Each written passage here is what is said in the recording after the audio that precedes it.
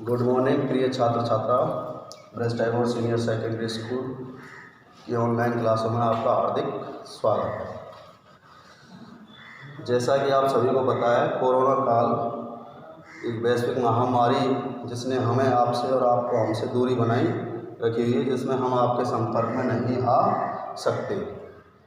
तो हम यहाँ पर कक्षा 10 विज्ञान की साइंस की क्लास स्टार्ट कर रहे हैं। विज्ञान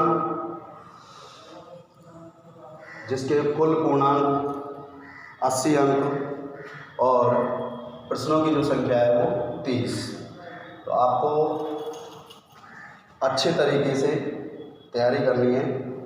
मैं आपको इस तैयारी में आपका पूर्ण रूपेण सहयोग करूंगा। अच्छे तरीके से पढ़ाएंगे। कोई चीज़ अगर समझ में नहीं आती है तो आप उसको समझने का प्रयास हमसे बार बार करोगे, ठीक है प्यारे विद्यार्थियों। पढ़ाई स्टार्ट करते हैं। इधर ध्यान से, सभी ध्यान से देखें। विज्ञान जिसको पूर्णांक 80 अंकों के आधार पर इन 5 पार्टों में डिवाइडेड किया गया है। कितने डिवाइडों में? 5 भाग हैं आपके। 5 भाग कुछ इस प्रकार है। पहला पार्ट आपका जीव विज्ञान, बायोलॉजी, उससे संबंधित आपके यहाँ पर पाठ जो हैं वो 4, जिनको पाठ 4 को आपकी जो पाठ्य पुस्तक है उस पुस्तक के अंतर्गत 1 से और 4 तक निरूपित किया गया है। इस पाठ का जो कुल अंक भार है वो 17 अंक का है। कितने अंक का है? 17 अंक। 17 अंक का कुल अंक भार 4 पाठों से, ठीक है। दूसरा पार्ट हमारा रसायन विज्ञान, केमिस्ट्री, जिसको रसायन विज्ञान के अंतर्गत भी पाठ संख्या की जो कुल जो संख्या है वो 4 है। उनको पाठ्य पुस्तक में अपनी में 5 से और 8 तक निरूपित किया गया है। और इनका भी कुल अंक भार जो है वो कितना है? 16 अंक का। कितना है भाई? 16 अंक। अच्छा, 4 पार्ट इसके, 4 पार्ट इसके। तो इन 4 पार्टों को भी अलग अलग अंकों से बताया गया है। पूरी जो हमारी जो ब्लूप्रिंट है उस ब्लूप्रिंट के आधार पर अच्छे अलग अलग पार्ट कितने अंक के हैं उसी आधार पर। तीसरा जो हमारा पार्ट है वो है भौतिक विज्ञान। कौन सा पार्ट है? भौतिक विज्ञान। भौतिक विज्ञान फिजिक्स के अंतर्गत भी पार्ट जो संख्या है कुल, वो पार्ट संख्या कितनी है हमारी? 3। पार्ट संख्या कितनी है? 3, जिनको अपनी पाठ्य पुस्तक में पार्ट नंबर 9, 10 और 11 से निरूपित किया गया है। और इनका जो कुल अंक भार है वो है 15। कुल अंक भार कितना है? 15 अंक का, ठीक है। तो ये हमारा पार्ट कितने अंक का है? 15 अंक का। चौथा जो पार्ट है हमारा वो है पर्यावरणीय विज्ञान, जिसके अंतर्गत हम नेचुरल रिसोर्सेज, प्राकृतिक संसाधनों के बारे में, पृथ्वी के बारे में, ब्रह्मांड के बारे में, अंतरिक्ष के बारे में, हमारे कुछ विशेष भारतीय वैज्ञानिकों के बारे में और पर्यावरण के बारे में मुख्यतः, तो इन सब के बारे में अध्ययन करेंगे। इस पाठ के अंतर्गत कुल पाठों की जो संख्या है वो पाठ है हमारे कितने? 8, जिनको अपनी पाठ्य पुस्तक में पाठ 12 से और 19, पाठ 12 से 19 तक निरूपित किया गया है। इन पाठों की या इस पाठ की हम बात करें तो इस पाठ के जो कुल अंक भार है वो कितना है? 29, यानी कि इन सबसे अधिक अंकों वाला पाठ। हमारी सफलता, सक्सेसता के लिए ये सबसे एक महत्वपूर्ण पार्ट है। इसमें हमें ध्यान रखना है, अच्छे तरीके से मेहनत करनी है और हम कोशिश करेंगे तो इसमें हम पूरे में से पूरे लाने को तो सब में से पूरे लाते हैं, लेकिन इसमें हमें अच्छे अंक प्राप्त हो सकते हैं, ठीक है। तो इसका कुल जो अंक भार है वो कितना है? 29 अंक का है, ठीक है। अब आपकी बात करते हैं 5वां पार्ट, सड़क सुरक्षा विज्ञान, रोड सेफ्टी साइंस। इस पार्ट के अंतर्गत अगर बात करें हम तो अध्याय की संख्या 1 है, जिसको अपने पाठ्य पुस्तक में 20 पाठ नंबर अध्याय 20 से निरूपित किया गया है।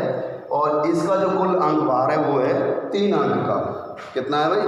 3 अंक, यानी कि कुल टोटल अब हमारे ये सभी 5 पार्ट जिनको अलग अलग अंकों से, बायोलॉजी उन्हें 17 अंक से, रसायन विज्ञान, केमिस्ट्री जो है वो हमारी 16 अंक से, भौतिक विज्ञान, फिजिक्स हमारे 15 अंक से, पर्यावरणीय एनवायरमेंटल जो साइंस है हमारी, वो हमारी कितने 29 अंक से, और सड़क सुरक्षा विज्ञान जो हमारे कितने अंकों से 3 अंकों से। तो कुल जो है कुल पूर्णांक हो गए हमारे कितने 80। अच्छा, ये हमारा विज्ञान का अंकों के आधार पर क्या है, ये सिलेबस है।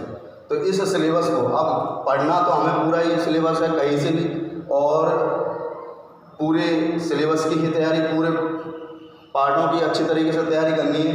लेकिन हम इनको यहाँ पर एक अलग अलग जैसे खंड हमने दिए हैं, पार्ट 1, पार्ट 2, पार्ट 3, पार्ट 4 और पार्ट 5। तो इनमें से किसी भी एक पार्ट को हम अभी यहाँ पर स्टार्ट कर रहे हैं, तो जिसमें करेंगे हम सबको ही। लेकिन जैसे कि अब हमें कुछ ऐसा देखना चाहिए कि जहाँ हमें कुछ सरलता दिखाई दे। तो सबसे पहले हम इस पार्ट को, यानी फिजिक्स पार्ट की बात करते हैं। इस पार्ट को हम यहाँ पर स्टार्ट करते हैं। ठीक है प्रिय छात्रों, आप इधर सभी ध्यान देंगे। हम कौन सा पार्ट स्टार्ट कर रहे हैं, भौतिक विज्ञान। एक चीज़ आप विशेष ध्यान रखें कि मैं यहाँ पर जो क्लास जो आपकी ले रहा हूँ, उस क्लास में चाहे भले ही मैं यहाँ पर मोबाइल के थ्रू, आप यहाँ मेरे सामने नहीं है, लेकिन फिर भी आपको ऐसा अनुभव होना चाहिए जब आप इनको क्लासों को देखते हो, तो कि जैसे कि हम पहले ही क्लास में बैठे हुए रहते हैं कि एक अध्यापक अध्ययन का जो कार्य कर रहा है, उस कार्य की पूर्ण अनुभूति होनी चाहिए आपको पूरी तरीके से, कि हाँ भाई हम अच्छे तरीके से क्लास में ही पढ़ रहे हैं, पूरा ध्यान फोकस होना चाहिए।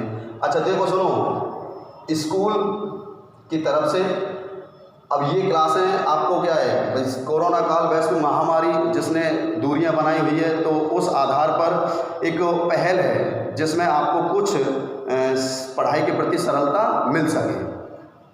ठीक है बच्चों, इधर ध्यान दीजिए। अब इस पार्ट की बात करते हैं हम, भौतिक विज्ञान। जब हम जिस पार्ट को स्टार्ट करेंगे, उस पार्ट को उसी समय खोल करके दोहराएंगे। उसमें कुल कितने पार्ट हैं और अध्यायों की संख्या, अध्याय के अंक भार, और उसमें से किस प्रकार से हमें प्रश्न आते हैं। तो सभी को यहाँ पर ना छेड़ करके मैं केवल किसको, भौतिक विज्ञान को।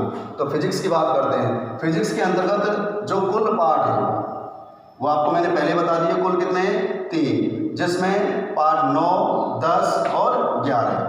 मैं इनको मिटा देता हूँ।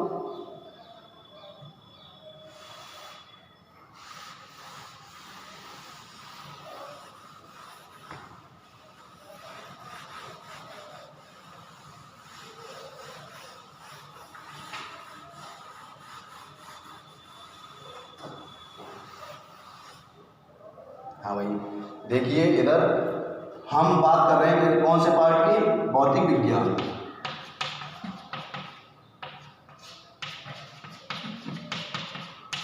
भौतिक विज्ञान के अंतर्गत मैं बात करूं तो हमारे कुल जो पार्टों की संख्या वो कितनी है, 3। पार्ट नंबर 9, पार्ट नंबर 10 और पार्ट नंबर 11।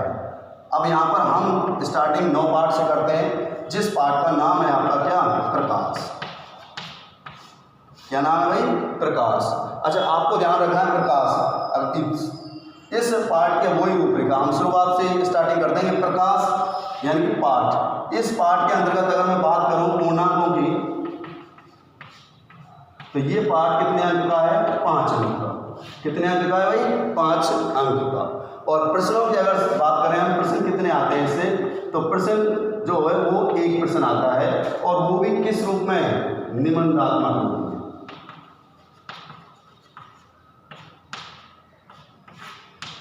कैसा प्रश्न आता है, निबंधात्मक प्रश्न है। मतलब कि हमारे, आपको पता है जो हमारा प्रश्न पत्र होता है, प्रश्न पत्र में 28, 29 और 30 लास्ट के ये 3 प्रश्न निबंधात्मक होते हैं।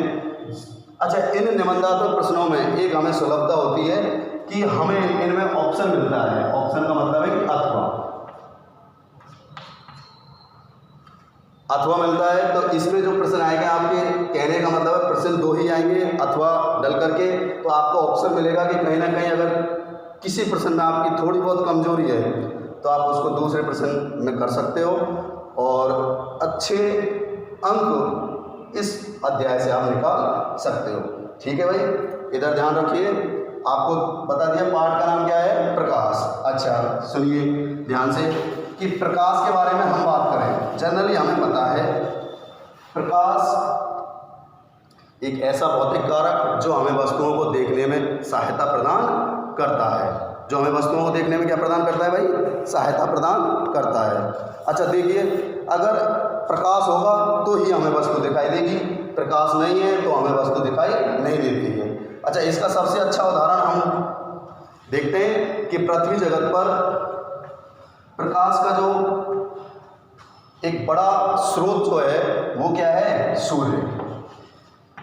क्या है भाई, सूर्य। सूर्य को प्रकाश का एक बड़ा स्रोत माना जाता है। अच्छा, सूर्य के द्वारा आपको पता है सूर्य जो होता है वो दिन में अपने प्रकाश की किरणों से क्या कर देता है, उजाला। अच्छा, उजाले के फलस्वरूप हमें क्या दिखाई देती है, वस्तु हमें दिखाई देती है। अच्छा, यही सूर्य जब रात्रि में छिप जाता है तो इसकी प्रकाश की किरणें यानी कि अंधेरा, उस समय क्या होता है, अंधेरा, और अंधेरे में हमें वस्तुएं दिखाई देती है क्या, नहीं दिखाई देती। आपको ध्यान रखना है कि सूर्य द्वारा निकलने वाली प्रकाश किरणें जो हमें वस्तुओं को देखने में सहायता प्रदान करती हैं, इसका मतलब वस्तु हमें दिन में जो दिखाई देती है वो किससे, प्रकाश की किरणों से। तो वस्तुओं को देखने में एक महत्वपूर्ण कारक कौन है, प्रकाश, और जिसकी किसके द्वारा, सूर्य के द्वारा हमें। अब वैसे प्रकाश हमें ट्यूबलाइट, बल्ब यानी विभिन्न प्रकार के हमारे इलेक्ट्रॉनिक उपकरण जो होते हैं इनकी सहायता से भी हम, चाहे हमारे एलईडी हो या हम बात करें सर्च लाइट, टॉर्च वगैरह जो होती हैं, उनसे भी हमें वही प्रकाश की किरणें, तो उनसे भी हमें वस्तु हमें रात्रि में दिखाई देती है। लेकिन देती कब है, जब क्या होता है, सूर्य यानी कि प्रकाश की किरणें, यानी कि प्रकाश की उपस्थिति से ही हम वस्तुओं को देख सकते हैं। प्रकाश की उपस्थिति से ही हम क्या कर सकते हैं, वस्तुओं को देख सकते हैं। ठीक है प्यारे विद्यार्थियों, इधर ध्यान से कि यानी कि इसका मतलब एक तथ्य हमारा सीधा हो गया कि वस्तुओं को देखने में, जो हम कह रहे हैं कि वस्तुओं को देखने में किसकी महत्वपूर्ण भूमिका है, प्रकाश की, और प्रकाश का एकमात्र सबसे बड़ा स्रोत क्या है, सूर्य। ठीक है, अच्छा देखिए सुनिए, अब बात करते हैं हम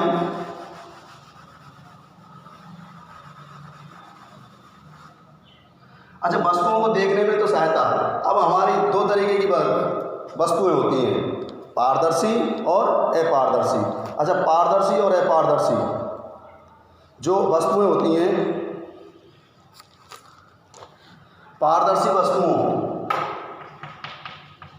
अच्छा इन शब्दों से तो आप पुरानी क्लासों में भी, और अपारदर्शी,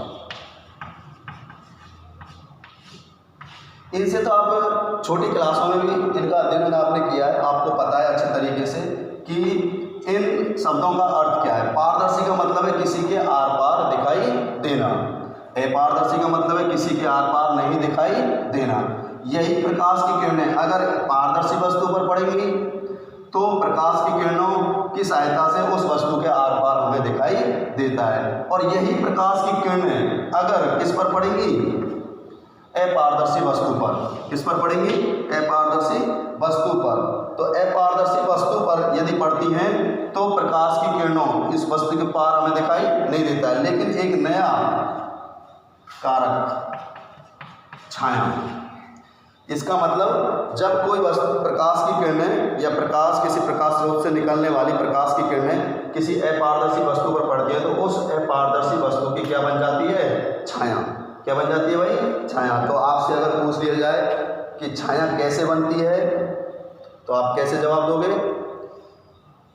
कि जब किसी प्रकाश स्रोत से प्रकाश की किरणें किसी कैसी वस्तु पर, अपारदर्शी वस्तु पर, कैसी वस्तु पर, अपारदर्शी वस्तु पर पड़ती है तो क्या बनती है, छाया।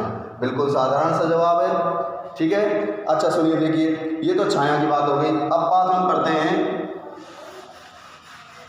कि वस्तुओं का हमें रंग, आप देखते हो कि वस्तुओं का हमें क्या दिखाई देता है, रंग। अच्छा, वस्तुओं का रंग, किसी वस्तु का हमें लाल, जैसे सेब का रंग हमें लाल दिखाई देता है, या फिर हमारी कोई और विभिन्न प्रकार की वस्तुएं जिनका हमें अलग अलग भिन्न भिन्न रंग हमें दिखाई देते हैं। अच्छा, वो रंग हमें कैसे महसूस होते या अनुभव करते हैं उनको, तो देखिए सुनिए कि जैसे हम सेब की बात करते हैं, सेब की बात करते हैं तो सेब का रंग हमें कैसा दिखाई देता है? लाल। अच्छा, लाल रंग दिखने का कारण क्या है? बिल्कुल सीधा साधारण सा है कि जैसे ही सेब पर किसी प्रकाश स्रोत से या सूर्य से जो प्रकाश की किरणें या किसी भी प्रकाश स्रोत से आने वाली जो प्रकाश किरणें हैं वो आकर के डलती हैं, तो केवल वहाँ से कौन से रंग की? लाल रंग की प्रकाश की किरणों को, लाल रंग की प्रकाश किरणों को वह वस्तु परावर्तन क्या कर देती है? परावर्तन की घटना है कि परावर्तित कर देती है। तो कौन से रंग की? लाल रंग की। तो परावर्तित प्रकाश किरणें हमारे नेत्र पर पड़ती हैं और नेत्र पर पड़ने के पश्चात वो हमें वस्तु कैसे दिखाई देती है? लाल। कैसे दिखाई देती है? लाल। बिल्कुल साधारण सी बात है, दोबारा से सुन लीजिए कि कोई भी वस्तु है जैसे कि सेब लाल, हम इसकी बात करते हैं तो इसका लाल रंग हमें क्यों दिखाई देता है?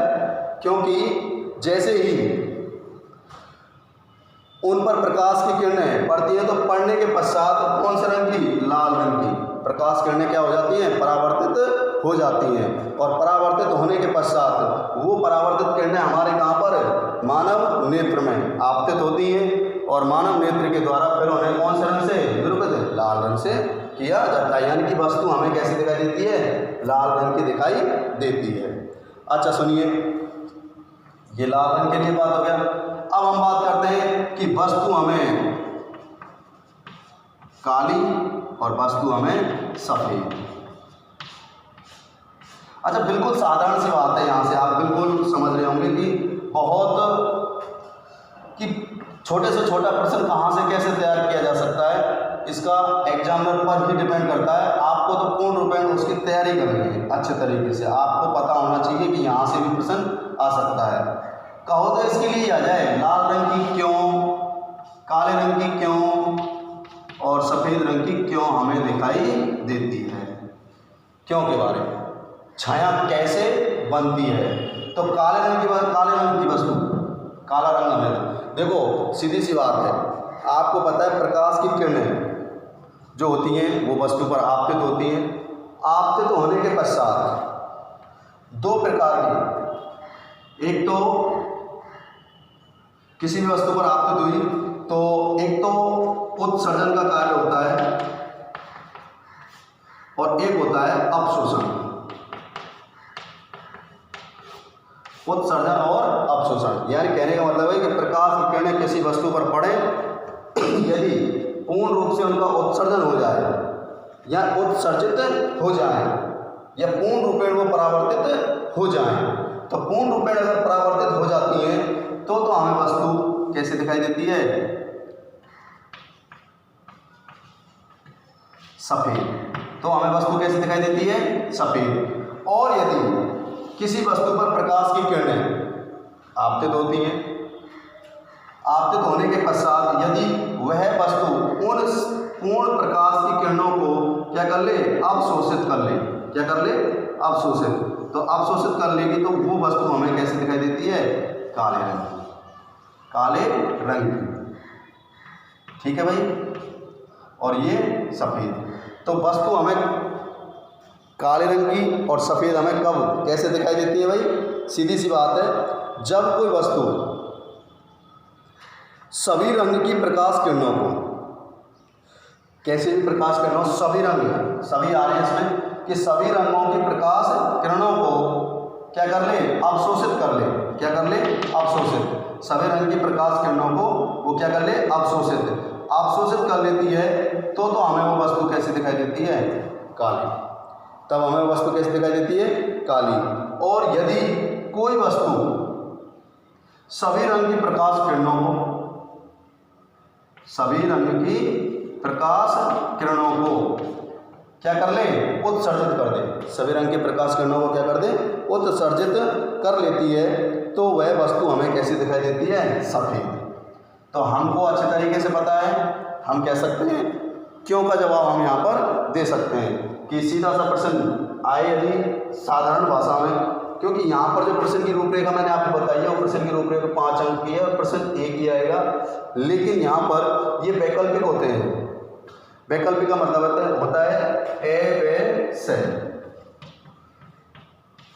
तो ए में भी 1% मिलता है, बे में भी आपको 1% मिलता है और से में भी आपको 1% मिलता है। तो ये तो जरूरी नहीं है कि पूरा का पूरा ए, तो उसी आधार पर आपको ध्यान रखना है यहाँ पर ए प्रश्न के रूप में कहो तो ये एक अंक का इनमें से भी कोई प्रश्न आपको मिल सकता है। तो वो जो वैकल्पिक यानी खोल आपके जो विकल्पों के रूप में जो प्रश्न आए तो उसमें एक छोटा प्रश्न ऐसा भी आपको मिल सकता है। पाठ के अंतर्गत कैसा भी प्रश्न हो, चाहे बड़ा हो चाहे छोटा हो, हमको तैयारी पूर्ण रूपेण करनी है। ये नहीं है कि भाई 5 अंक का है तो इसमें से बड़ा प्रश्न है हमें बस केवल उसकी, नहीं, हम तैयारी पूरी करके चलते हैं।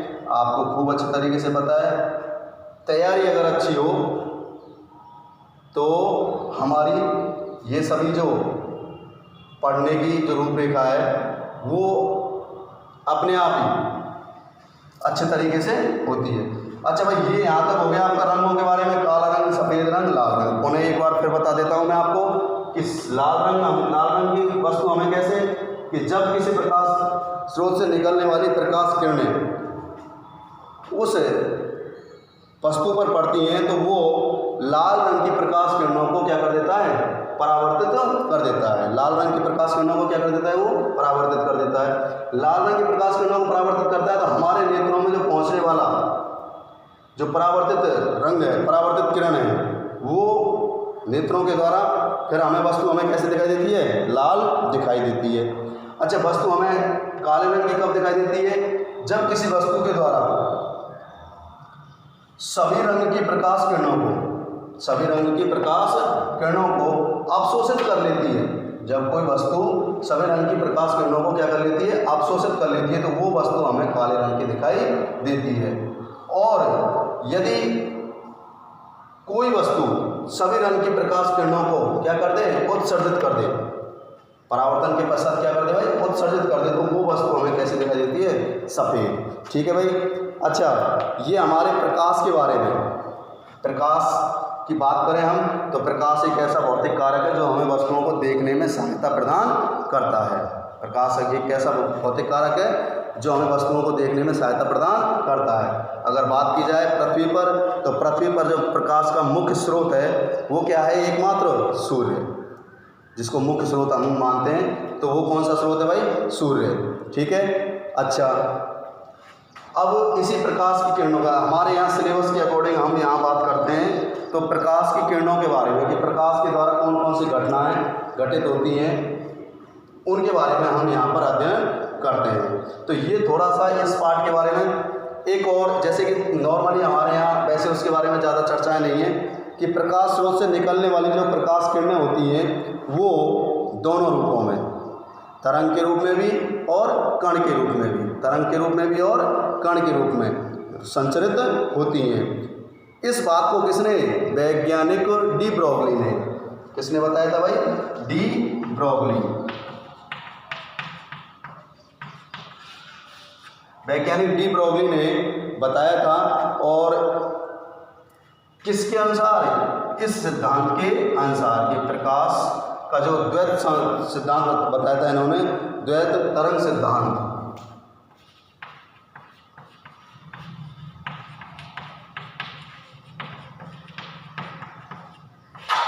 द्वैत तरंग सिद्धांत के अनुसार इन्होंने बताया कि प्रकाश होता है वो दो रूप से, एक तो कण के रूप में, तरंग के रूप में, और दूसरा कण के रूप में संचरित होता है, दोनों तरीके से।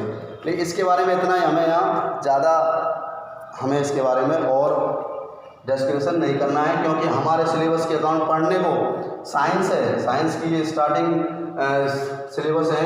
अब इसी आप आगे जा कर के पढ़ोगे तो और बड़ा बृहद रूप आपको देखने को मिलेगा, लेकिन उसका हमारे यहाँ पर 10वीं 10th क्लास पर उसका कोई महत्व नहीं है। तो हमें केवल हमारे सिलेबस के बारे में बात करनी है। अच्छा सुनिए, अब देखो मैंने आज आपको जो बताया है इसको अच्छे तरीके से, एक तो हमने यहाँ सिद्धांत के बारे में बात की है। मैं दोबारा से फिर तुम्हें एक बार बता देता हूँ कि इस पार्ट के लिए हमें जो शुरुआती जो एक प्रस्तावना स्वरूप जो बात है, अच्छा ये ध्यान रखना है आपको, ये जो लिखी हुई यहाँ पर केवल समझाने का काम हो रहा है। वीडियो के अंतर्गत केवल आपको समझाने का काम हो रहा है, आपको समझना है ध्यान से। लिखे हुए इनको जो ये नोट्स हैं इनकी ये आपको पहुँचा दिए जाएंगे।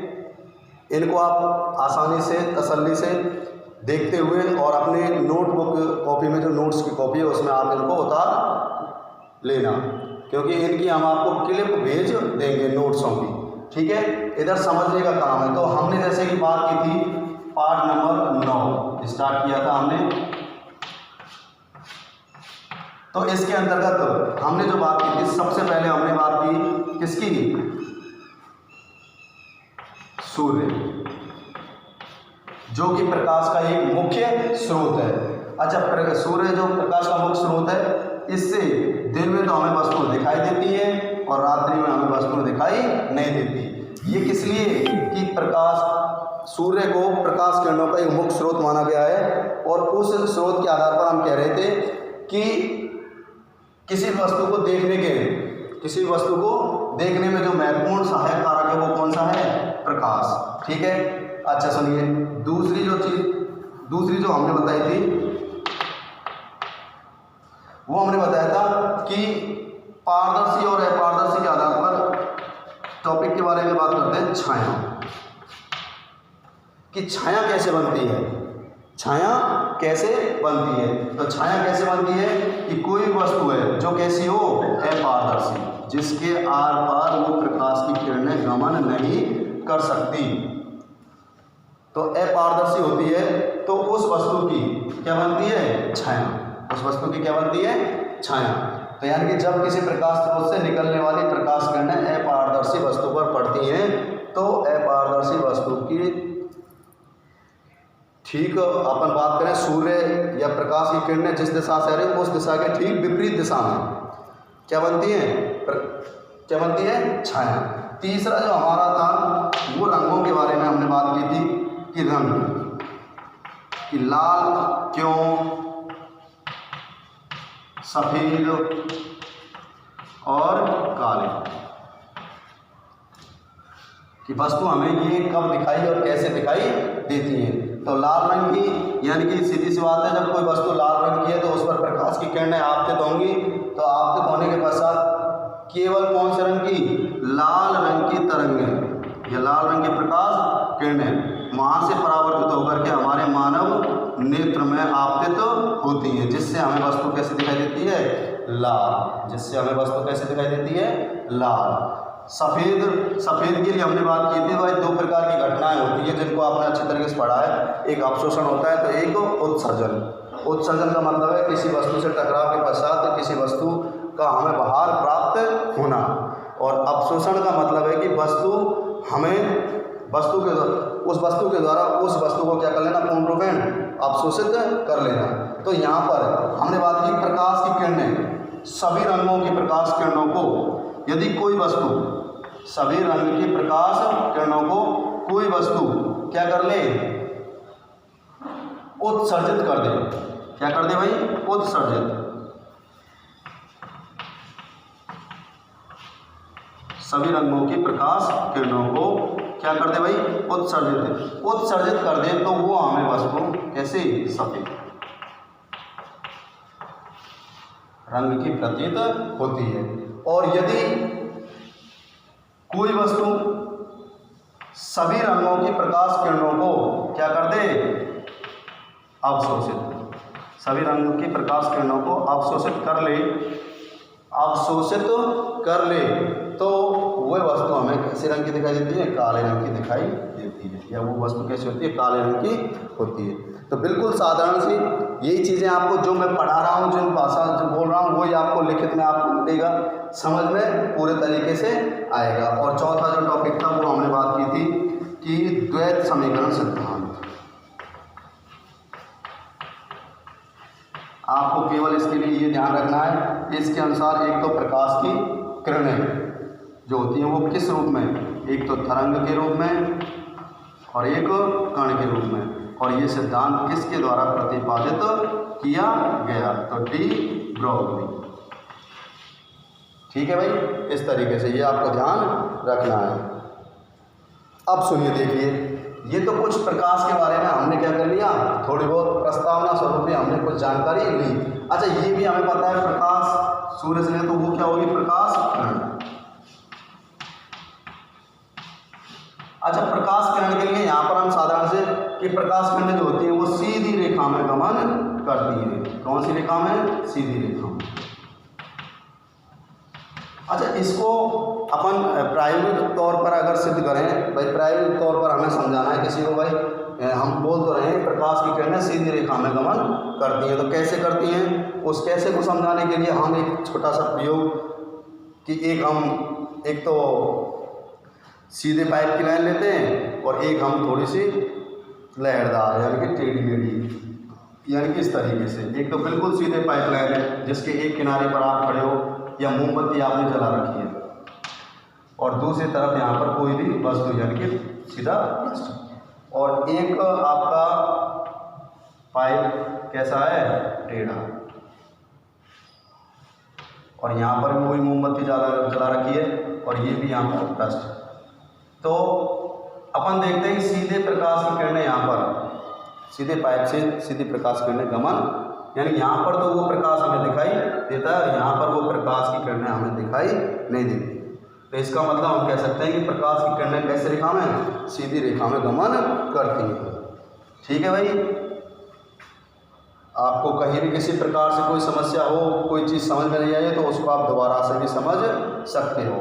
एक छोटी सी पहल है जिसकी सहायता से आपकी जो पढ़ाई के प्रति जो क्रियाएं हैं वो स्टार्टिंग हो जाए और आपका ध्यान हो, क्योंकि इस समय जो कोरोना काल है उस कोरोना काल में विशेष इस पढ़ाई से विशेष हमारी क्या बनी हुई है? दूरी बनी हुई है। तो उस दूरी को घटाना है और दूरी को घटाने की एक शुरुआत है। ठीक है, आप देखिए, सुनिए।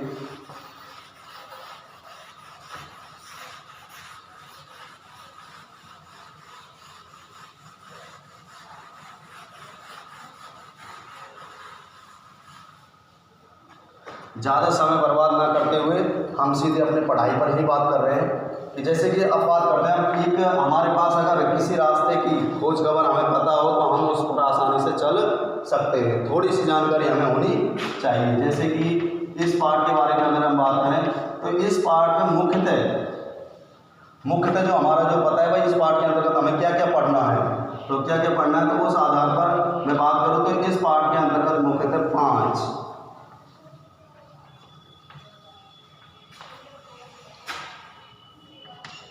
कितने पार्ट में बांटा गया है इसको? 5, यानी 5 टॉपिक इसके मिलेंगे आपको। जैसे पहला इसके बाद इसमें अपन पढ़ेंगे प्रकाश का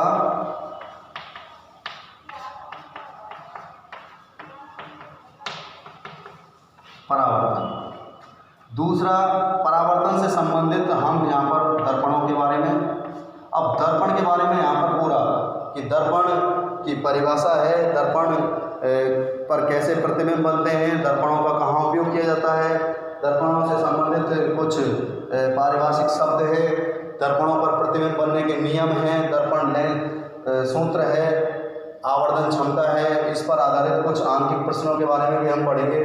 तो वो सब चीज़ स्थितियाँ और आंकिक प्रश्न दर्पण के बारे में। तीसरा,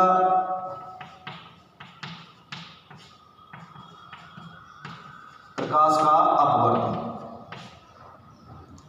ठीक है, और चौथा जो टॉपिक है हमारा वो है इसी पर आधारित। किस पर आधारित है? ये परावर्तन पर आधारित तो कौन है? दर्पण। और अपवर्तन की घटना पर आधारित कौन से हैं? लेंस। और 5वां जो लास्ट है वो है हमारा मानव नेत्र एवं नेत्र दोष। ये मुख्यतः इस पाठ के अंतर्गत ये 5 टॉपिक आपको मिलने वाले हैं जिनके बारे में हम बृहद रूप से पढ़ेंगे। यानी कि हमें स्टार्टिंग इन 5 टॉपिकों के बारे में नंबर 1, नंबर 2, नंबर 3, नंबर 4 और नंबर 5। ठीक है भाई, मैंने बता दिया। इस पार्ट का जो रास्ता है, उस रास्ते में पड़ने वाले जो मोड़ हैं वो या अपन कहें कि जिन दुकानों पर हमें रुकना है वो ये 5 दुकान है। और 5 दुकानों के बारे में बता दूँ, जब दुकान के अंतर्गत दुकान है तो उसके अंतर्गत सामान भी बहुत होगा। तो ऐसा तो नहीं केवल बस बाहर दिखने वाली दुकान ही हो। तो इसके अंतर्गत विभिन्न प्रकार के, यानी कि हम इनकी पूरी जानकारी जितनी हमारी सिलेबस के अकॉर्डिंग है उसको हम पढ़ेंगे। तो इनमें से आपको ध्यान रखना है। मैं आपको एक चीज़ बता रहा हूँ, रिलेटिव ये आपस में है, ये एक घटना है और ये कोई वस्तु है जिसके बारे में हमें पढ़ना। तो इसी प्रकार इसका रिलेशन इससे, यानी प्रकाश का अपवर्तन, लेंस। प्रकाश के अपवर्तन जो घटना है उस घटना पर आधारित जो काम करते हैं वो कौन करते हैं? लेंस करते हैं। और मानव नेत्र और मानव दोष वो तो किसके आधार पर? लेंसों के आधार पर। ठीक है, तो हम बात करते हैं सबसे पहला टॉपिक, प्रकाश का परावर्तन।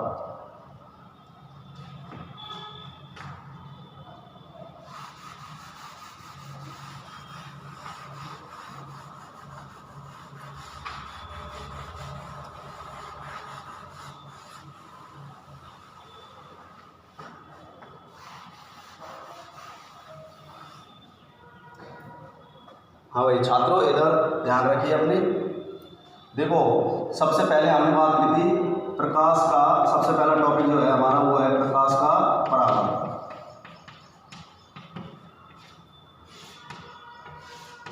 प्रकाश का परावर्तन एक ऐसी घटना है जिसके अंतर्गत हम प्रकाश की किरणों को परावर्तित होते हुए या कौन सी दिशा में किस तरीके से संचरित होती हैं उसके बारे में अध्ययन करेंगे।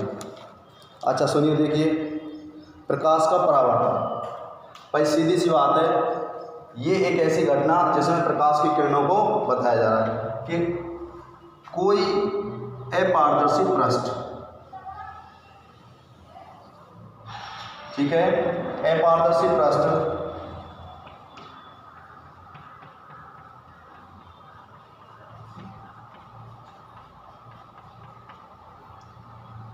जिस पर किसी प्रकाश स्रोत से क्या आ रही है? प्रकाश किरण, बिल्कुल सीधी रेखा में क्या आ रही है? प्रकाश किरण। प्रकाश किरण जैसे ही इस पृष्ठ पर टकराती है तो टकराने के पश्चात वो उसी माध्यम में वापस लौट जाती है। लौटने की या परावर्तित होने की इस घटना को ही, परावर्तित होने की इस घटना को ही क्या बोला जाता है? प्रकाश का परावर्तन। बिल्कुल आराम से और ध्यान से सुनिए कि किसी प्रकाश स्रोत से निकलने वाली प्रकाश किरण जब किसी अपारदर्शी पृष्ठ कैसा है भाई? अपारदर्शी पृष्ठ से टकराती है तो टकराने के पश्चात उसी माध्यम में, क्योंकि माध्यम एक ही है, अपन जैसे बात करें कि कोई प्रकाश किरण एयर से यानी वायु से आ रही है और जैसे कि अपने यहाँ हथेली पर टकराएगी तो टकराएगी, इधर से प्रकाश किरण आई और इस हथेली पर टकराई, टकराने के पश्चात इधर की ओर गई, तो इसके आर पार तो निकली नहीं है। अब ये बेस एक ही हो गया, यानी कि जो हमारा जो ये है एनवायरनमेंट यानी कि वायु, ऐसा तो नहीं है कि प्रकाश की किरण उधर से आई और जल के अंदर प्रवेश कर गई और कोई जल के अंदर कोई वस्तु पड़ी हुई है और उससे टकरा करके, नहीं, तो वो तो अलग अलग। तो इसका मतलब माध्यम यहाँ पर एक कौन सा है? एक ही है। तो एक ही माध्यम यानी उसी माध्यम में वापस लौट जाती है। तो लौटने की या परावर्तित होने की इस घटना को क्या बोला जाता है? प्रकाश का परावर्तन। छात्रों समझ में आ गया? परावर्तन किसे कहते हैं? किसी भी प्रकाश स्रोत से निकलने वाली प्रकाश किरण। अच्छा देखो सुनो, आने वाली जो प्रकाश किरण इसको अपन बोलते हैं आपतित। कौन सी प्रकाश किरण बोलते हैं? आपतित किरण। अच्छा टकराने के पश्चात, अच्छा टकराने वाला जो पृष्ठ है इसको बोला जाता है परावर्तक पृष्ठ। कौन सा पृष्ठ बोला जाता है? परावर्तक पृष्ठ। तो अपन इसको ऐसे भी बोल सकते हैं, आप ध्यान से सुनिए। किसी प्रकाश स्रोत से निकलने वाली आपतित प्रकाश किरण जब किसी अपारदर्शी परावर्तक पृष्ठ से टकराती है तो टकराने के पश्चात उन्हें उसी माध्यम में लौट जाती है या परावर्तित हो जाती है।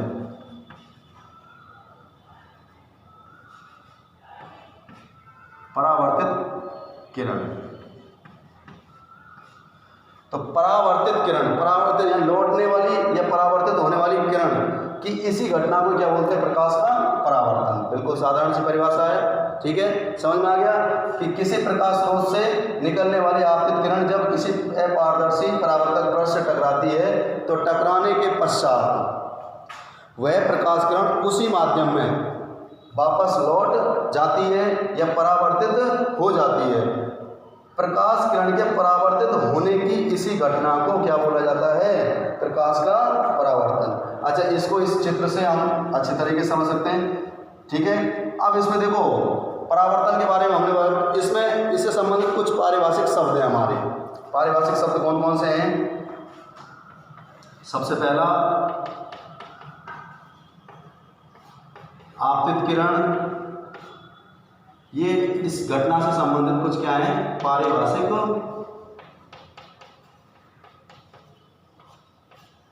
शब्द या शब्दार्थ, ठीक है। तो आपतित किरण, नंबर 2 परावर्तित किरण, नंबर 3 परावर्तक पृष्ठ, नंबर 4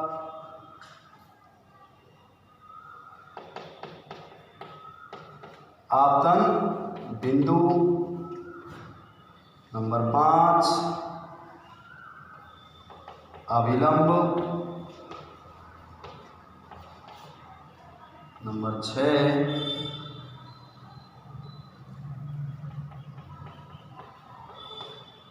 आपतन कोण और नंबर 7 परावर्तन कोण। हाँ भाई, ये 7 महत्वपूर्ण बिंदु, इधर ध्यान से, ये 7 महत्वपूर्ण बिंदु या शब्दार्थ ये किस घटना से संबंधित हैं? प्रकाश के परावर्तन से संबंधित। किस घटना से संबंधित है? परावर्तन से संबंधित। पूछ लिया जाता है एग्जाम में हमारे लिए, इनमें डायरेक्ट शब्दार्थ आते हैं और इनकी परिभाषाएं हमसे पूछी जाती हैं। परिभाषा हमें लिखी, तो परिभाषा के बारे में अच्छे तरीके से समझना है। तो देखो सुनो, आपतित किरण तो किसको बोलेंगे हम? किसी प्रकाश स्रोत से निकलने वाली प्रकाश किरण जो किससे टकराती है? परावर्तक पृष्ठ से। तो वह किरण क्या कहलाती है? वह किरण क्या कहलाती है? आपतित किरण। क्या कहलाती है भाई? आपतित किरण, ठीक है। और अब बात करते हैं हम किसकी?